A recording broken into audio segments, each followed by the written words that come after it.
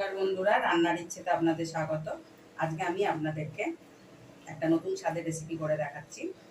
আমি এখানে অলরেডি কড়া বসিয়ে দিয়েছি, জলও গরম হচ্ছে। আমি এখানে 300 গ্রাম চাউ নিয়েছি। আমি আপনাদেরকে আজকে এগ চাউ করে দেখাবো। এবার জলটা গরম হয়েছে আমার।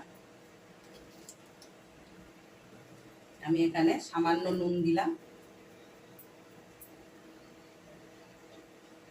আর 1 চামচ মতন সাদা তেল আমি এখানে দিয়ে দিলাম। আমি চাউগুলো ভাঙবো না, আমি ছোট ছোট চাউগুলো নিয়েছি, আপনারা লম্বা চাউ নিলেও নিতে পারেন। এবার আমি এক এক করে চাউ এর মধ্যে দিয়ে দিচ্ছি। একটু সাদা তেল মাখিয়ে রাখছি, চাউগুলো ঝরঝরে হয়ে যাবে। এটা মাখিয়ে রেডি করে রাখলাম। আর এই ফাঁকেই আমি আপনাদেরকে, যেহেতু আমি চিকেন চাউ করব, সেই জন্য আমি আপনাদেরকে চিকেনটা একটু ম্যারিনেশন করব। আমি চিকেনটা প্রথমে ধুয়েই আমি একটু 1 চামচ আমি ডার্ক সোয়া সস মাখিয়ে রেখেছি। এক্ষুনি আমি সবে এইমাত্রই ধুয়েছি, আর এক্ষুনি আমি 1 চামচ ডার্ক সোয়া সস মাখিয়েছি। তার মধ্যে আমি এখানে একটা ডিম ফাটিয়ে রেখেছি, ডিমে কিন্তু নুন দিইনি। এখানে যেহেতু ডার্ক সোয়া সস দিয়েছি, সেই জন্য নুনটা একটু বুঝেই দিতে হবে। আমি এখানে অর্ধেক ডিম দিয়ে দিলাম।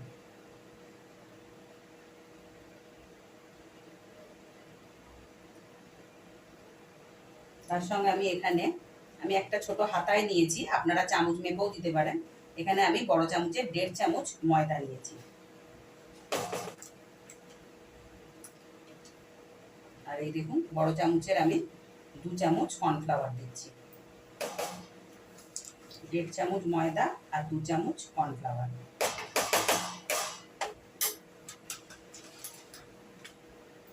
তার সঙ্গে এবার আপনারা একটু নুনটা আন্দাজ মতন দেবেন। আমিও এখানে নুনটা আন্দাজ করেই দিলাম। তার সঙ্গে একটু গোলমরিচ গুঁড়ো দিয়ে দেবেন। নিজেদের আন্দাজ মতনই দেবেন, যে যেরকম ঝাল খান। এটাকে আমি এবার মেখে রেখে দেবো।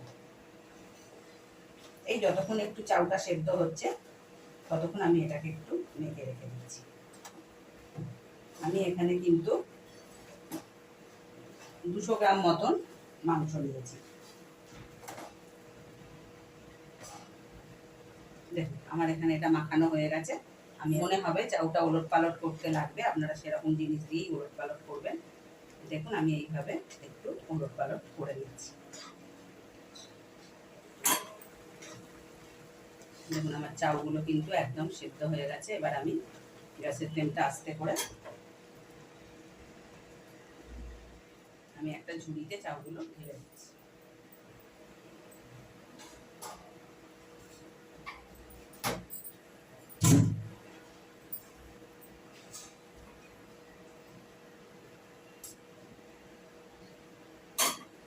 দেখুন, আমার চাউগুলো কিন্তু সেদ্ধ হয়ে গেছে। আমি এবার এই চাউগুলোতে একটু সাদা তেল মাখিয়ে নিচ্ছি, যাতে না চাউগুলো একের ওপর আরেকটা জড়িয়ে যায়।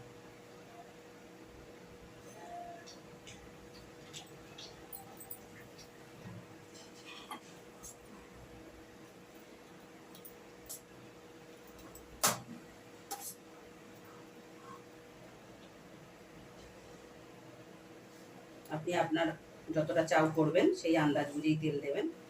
শেয়ার করে দিচ্ছি। আমি এখানে দেখুন সমস্ত রকম বেল পেপার কেটেছি। আমি এখানে লম্বা লম্বা করে সমস্তগুলো কেটেছি। এই লম্বা লম্বা করে যদি সব কিছু কাটা হয়, তাহলে একটু টেস্টটাও একটু মানে অন্যরকম খেতে লাগে। খাওয়ার সময় মুখে পড়ে তো ভালো লাগে।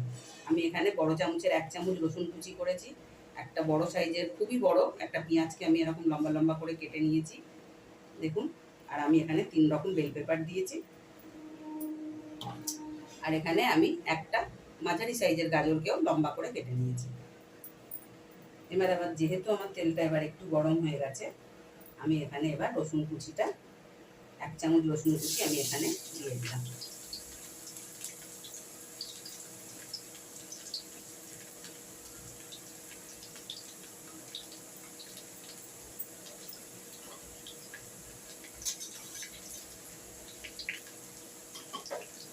রসুন কুচিটা একটু ভাজা ভাজা হওয়ার মুখেই আমি এখানে গাজরগুলো দিয়ে দেবো।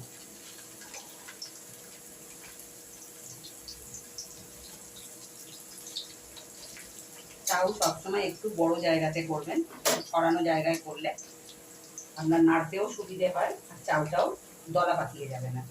সেই জন্যই আমি কিন্তু একটু বড় কড়াই বসিয়েছি।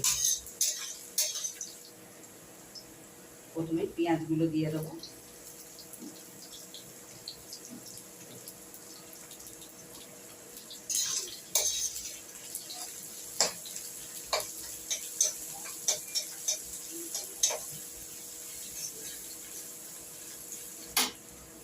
এবার আমি সবুজ রঙের ক্যাপসিকাম, হলুদ বেল পেপার, লাল বেল পেপার আমি সব একসঙ্গে দিয়ে দেব।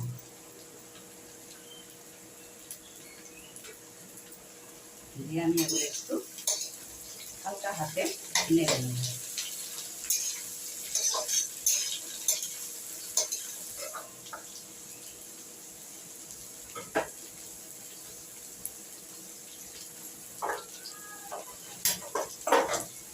আমি পাশের বড় গ্যাসটা জ্বালিয়ে আমি এখানে একটা ফ্রাই প্যান বসিয়ে দিচ্ছি।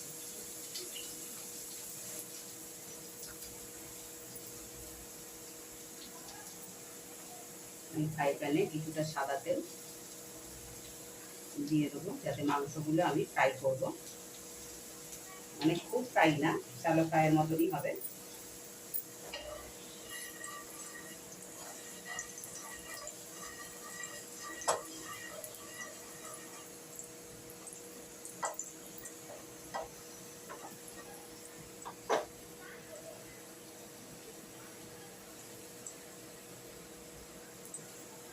আমি এই লম্বা লম্বা করে কেটে রাখা মাংসগুলো একটা একটা করে আমি এখানে শুইয়ে দেবো।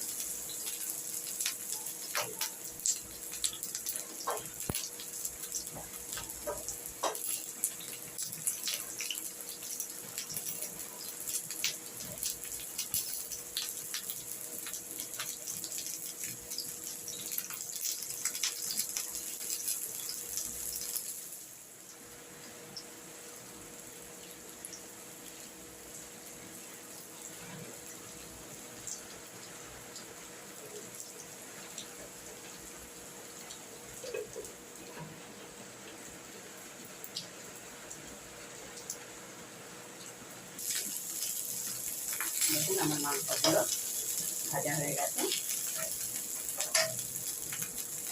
এটা কিন্তু একদম শক্ত কড়মড়ে করে ভাজা হবে না, ঠিক আমি যেভাবে যা যা জিনিস দিয়ে মাখিয়েছি ওরকম করে মাখিয়ে আর এরকম একটু শ্যালো ফ্রাইয়ের মতন করে দিতে হবে। দেখুন একটু জুসি জুসি থাকবে, এরকম কিন্তু হবে। সব মাংসগুলো আমি কিন্তু একটু জুসি জুসি ভাব থাকবে। এবার আমি এটাকে সরিয়ে নিচ্ছি। আমি এবার আপনাদেরকে এটা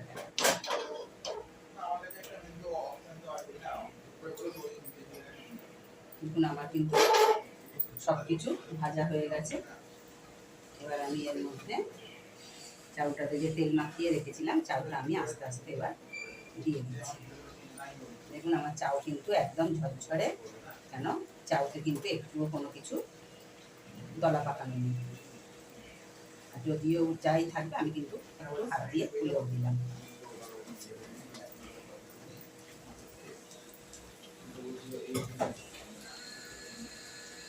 এবার কিন্তু এই সময় কিন্তু আপনারা অতি অবশ্যই গ্যাসের ফ্লেমটাকে আস্তে করে দেবেন। এবার আমি এখানে কিছু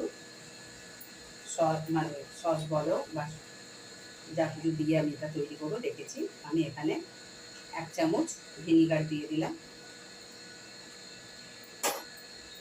আমি এখানে 1 চামচ ডার্ক সয়া সস নিয়েছি, একটু পাতলা করেই নিয়েছি। আপনাদের কাছে যদি না থাকে আপনারা এমনি সসও দিতে পারেন, এই ভিনিগারও যা দেওয়ার আপনারা দিতে পারেন, কোনো অসুবিধা নেই। আমি এখানে গ্রিন চিলি সস 1.5 চামচ নিয়েছি। আপনারা যদি বাচ্চাদের জন্য করেন তাহলে কিন্তু ঝালটা একটু বুঝিয়ে দেবেন। এখানে আমি রেড চিলি সস 1 চামচ নিয়েছি। 1 টেবিল চামচ কিন্তু আমি সব কিছুই নিয়েছি। এখানে কিন্তু টমেটো কেচাপ আমি 1 চামচ, বড় চামচের 1 চামচই নিয়েছি। এবার আমি এখানে কিছু কাঁচা লঙ্কাও দিয়ে দিলাম।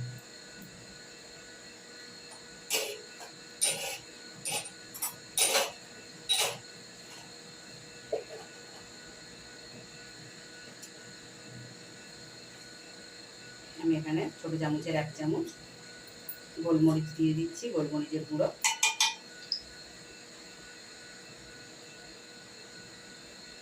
স্বাদ মতন নুন। আপনারা যদি মনে করেন আজিনা মটর খাবেন তাহলে আজিনা মটর দিতে পারেন, কিন্তু আমি আজিনা মটর দেব না। এবার এটাকে একটু ওপর নিচ করে একটু নেড়ে নেবেন।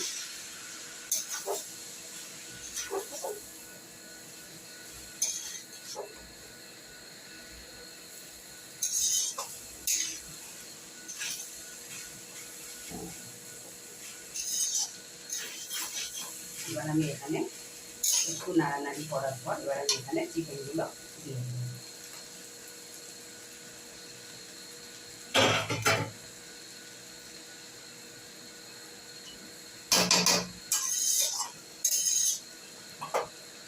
চিকেনগুলো দিয়েও আপনি হালকা হাতে এরকম ভিতর থেকে নেড়ে নেবেন।